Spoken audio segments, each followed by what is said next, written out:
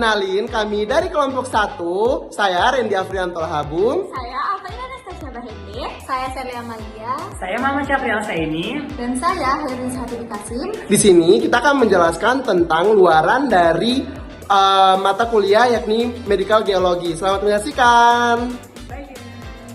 Kalian tahu, air adalah kebutuhan pokok yang sangat vital bagi seluruh makhluk hidup yang ada di bumi, baik itu manusia, hewan, ataupun tumbuhan.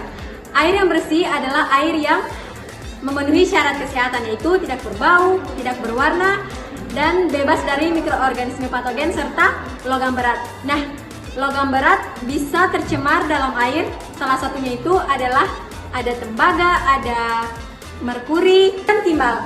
Nah, ini tuh sering didapatkan terutama di air minum.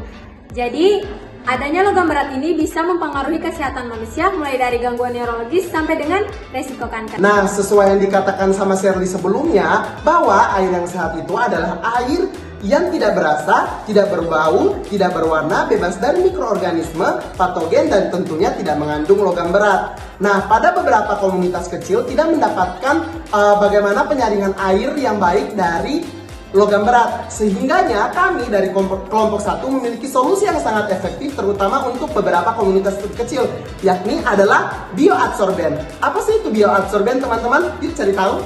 Apa sih bioadsorben itu? Bioadsorben adalah material alami yang bisa menyerap logam-logam berat dari air yang tercemar. Bioadsorben ini terbuat dari bahan-bahan alami seperti dari limbah kulit buah atau limbah biji-bijian, sehingga teknologi ini bisa menyaring air yang tercemar oleh logam berat tadi menjadi air yang bisa kita minum, sehingga teknologi ini bisa dipakai di daerah-daerah terpencil.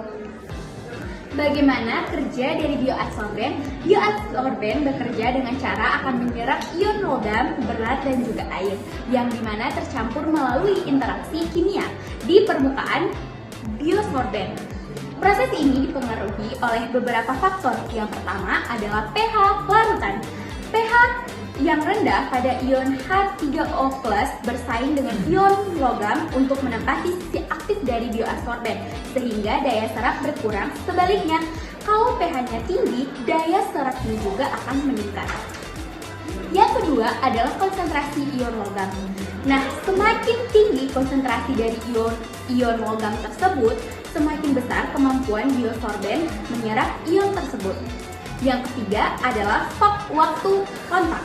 Waktu yang cukup memungkinkan proses penyerapan mencapai kapasitas maksimal setelah kondisi keseimbangan tercapai. Penyerapan cenderung menurun karena terganggunya ikatan ion logam. Nah, bagaimana sih cara kita merealisasikan bioadsorben? Nah, caranya itu dapat dilakukan melalui pengolahan limbah organik menjadi material adsorben yang efektif. Langkah-langkahnya itu yang pertama yaitu limbah organik seperti kulit buah itu akan dicuci dengan air bebas ion, terus akan direndam dalam larutan asam nitrat untuk meningkatkan daya serapnya, lalu akan dikeringkan. Setelah itu, dia akan dihancurkan menjadi ukuran kecil-kecil dan siap digunakan menjadi bioadsorben. Bioadsorben ini dapat digunakan untuk sistem pengolahan air melalui filtrasi, aerasi, ataupun sedimentasi. Nah, teknologi ini memiliki keuntungan yaitu bersifat sederhana karena dapat diterapkan di daerah-daerah yang terpencil sebagai solusi yang efektif untuk pencemaran logam berat dalam air. Nah, teman-teman udah tahu kan tentang produk kita yakni bioadsorben. Semoga dapat bermanfaat. Terima kasih. Terima kasih. Dadah.